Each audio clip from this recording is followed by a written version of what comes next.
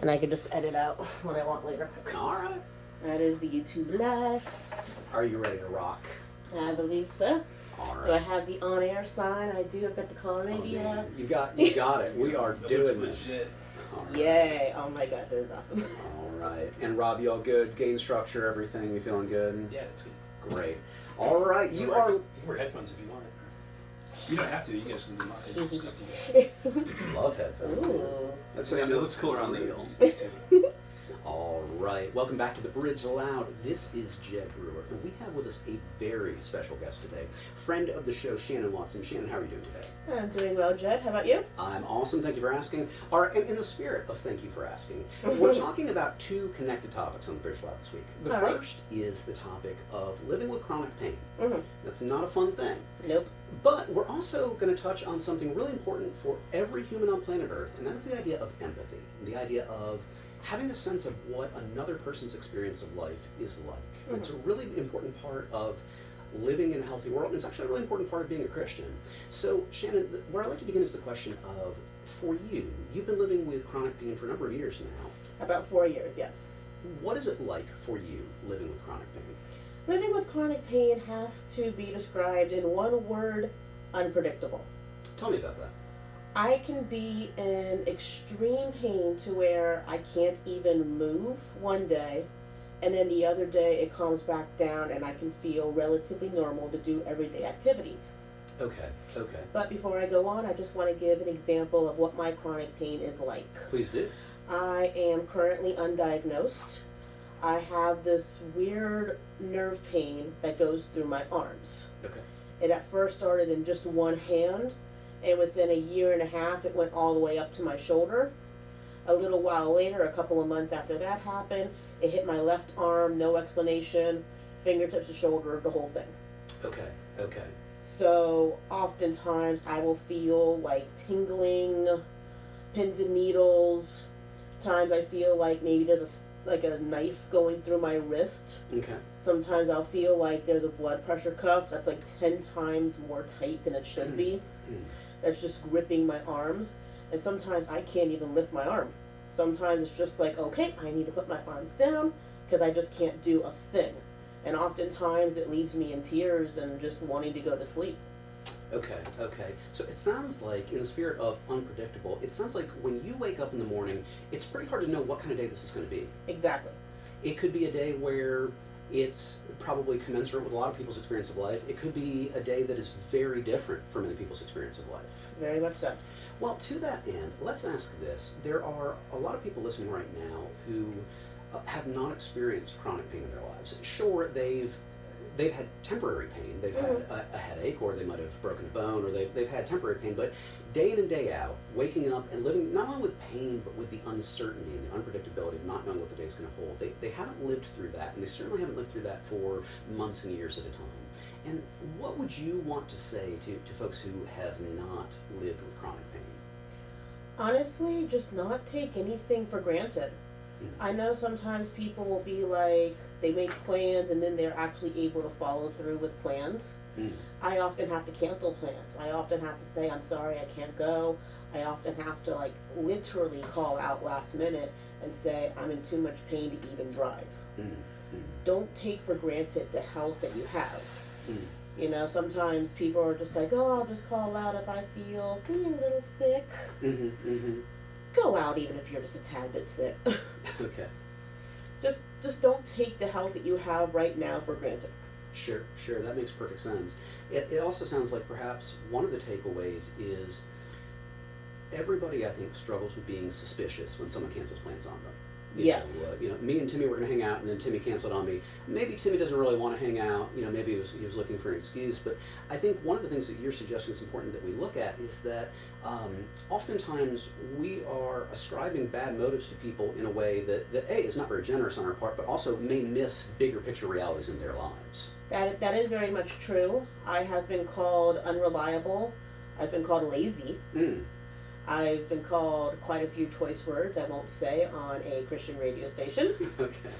But you get it. Yes, there is a common misconception when it comes to canceling plans. Some people just think, oh, well, what's wrong with you that you don't want to hang out with me? Or, oh, I thought that you were the reliable one, which I used to be. Now I'm called unreliable quite a bit. Okay, okay. And for folks that have not lived with chronic pain, how does that affect your career and your work? Well, I work a lot with my hands. Okay.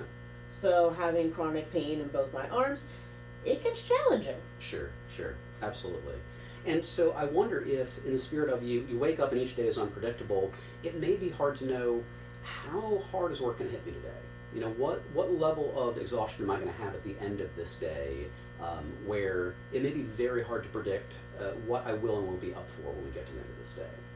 That is very true. Sometimes if I want to make plans, or if I say I need to do X, Y, Z after work, I have to see until the end of work if I can even do those things. Because there are times I can wake up in excruciating pain, go to work, and have it calm down to a certain point to where I can do daily activities.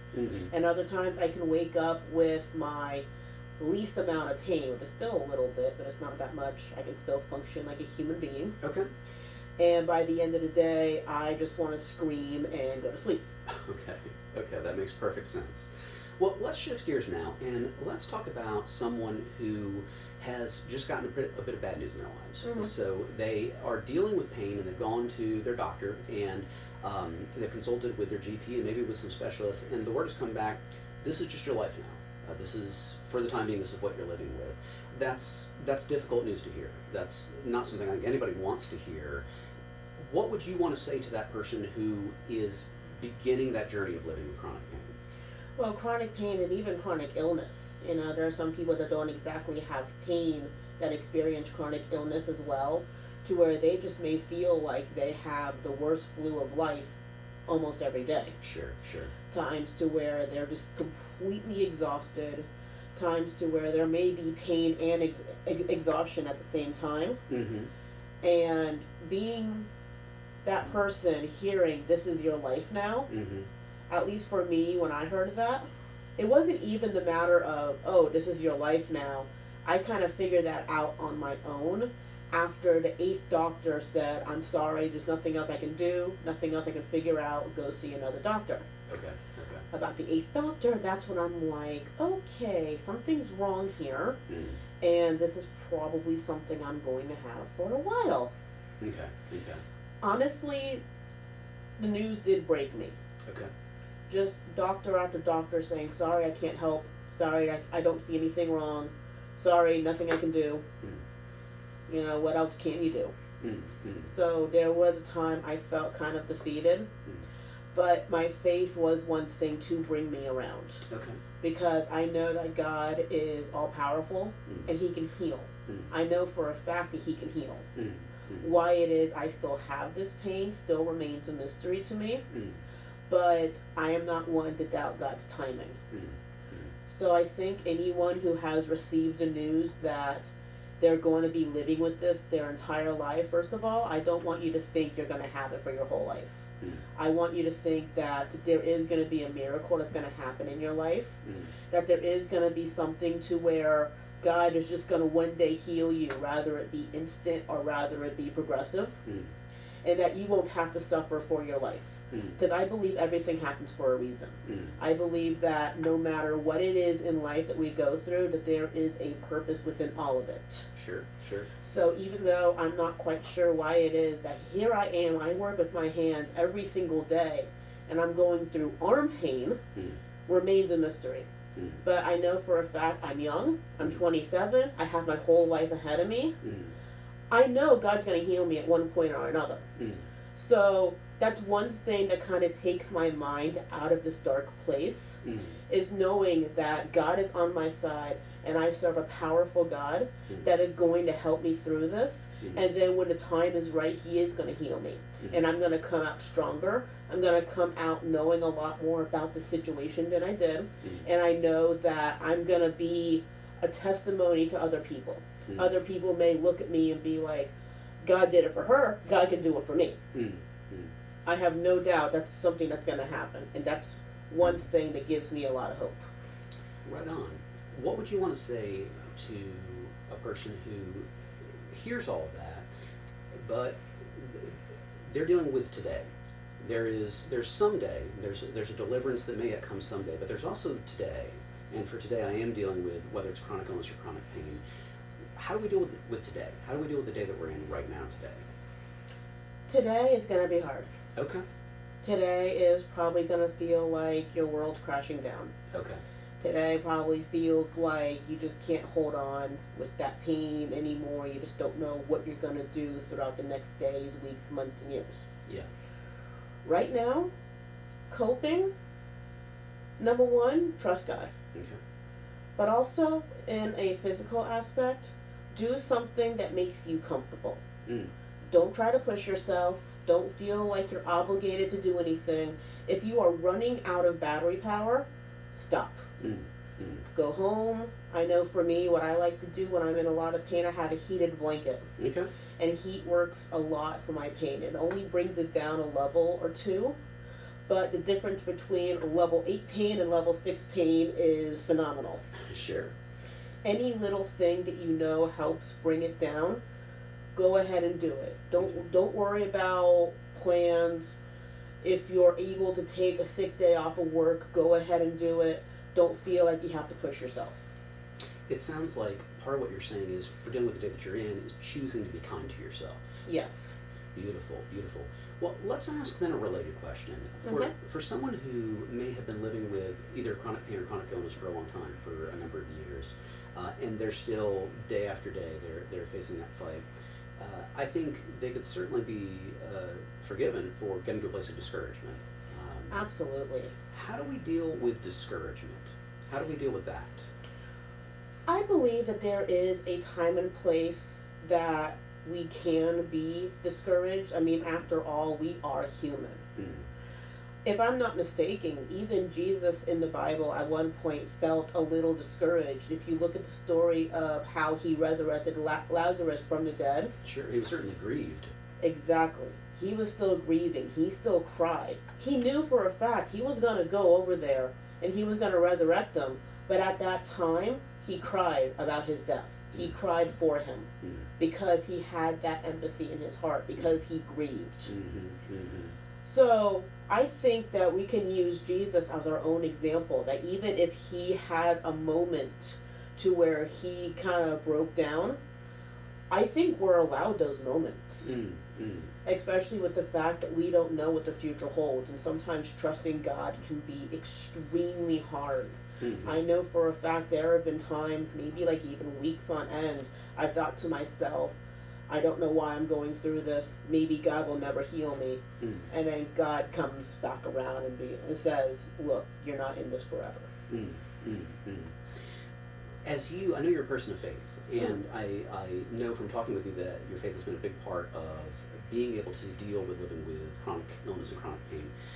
For you, when you kind of think back over the last few years, has there been a particular verse, particular passage in Scripture that's been a particular encouragement to you in that time? One particular verse, not really. Okay. How about a theme or a story? I would have to go with the Death of Lazarus. Well, tell me more about that. Well, I mean, you just have this guy that has passed away. Right. Death, in our minds, is something that we associate with eternity. Mm-hmm. Death is something that we see as permanent. Mm-hmm. So when people with chronic pain and chronic illness have gone to the doctor time and time and time again, or they say you have something rare, there's no medication, or we can't figure out what's going on, it seems like it's going to be forever. Mm-hmm. But then I look at how Jesus was able to go over and resurrect them in like an instant. Mm-hmm. And I know that it's possible even now today that God can do healings, God can do miracles. Well, I have two more questions for you. All right. The first is, you referenced the idea of going through a difficult experience and coming out stronger on the other side of it. Tell me what developing strength, which I know you've done, tell me what developing strength has looked like in your life. Well, number one, I've learned at least a couple of coping strategies that work with me Okay. on how I deal with chronic pain. Okay. And I am part of some chronic pain support groups on Facebook Okay. to where people post saying, I don't know how to cope. Okay. Okay. I know a lot of people have benefited from me commenting and saying, I know that this works for me, you might be able to try such and such. Or, oh, I know another person going through your experience. This person does this, and that. Mm-hmm. And they have actually commented back a few days later saying, this has actually helped me. Thank you. Mm-hmm. So just number one, being able to understand and give advice. Okay. But also number two, just being able to relate to someone else on this type of level. Because not a lot of people know what it is like to go through chronic pain and chronic illness. Not a lot of people know what it's like to go day in and day out with the same type of pain. And trust me, it gets mentally exhausting as well. Sure. In fact, there have even been scientific studies to where they say that part of the brain that has your energy level does begin to deteriorate over time because the body has just been through so much. Wow. Wow. So even like science has proven that the longer you go with a chronic pain and chronic illness, you are going to get fatigued. Mm. So just being able to have the understanding with someone else, for me, understanding someone that has an understanding of what I've been through is like a game changer. Wow. Because other people may think that I'm complaining, or they may think that, oh, maybe it's not as bad as I'm making it out to be. I've had people say that I'm overreacting to the pain, and then I talk with people who have chronic pain and chronic illness. They've actually told me I'm underreacting. Wow. Wow. Okay. Okay.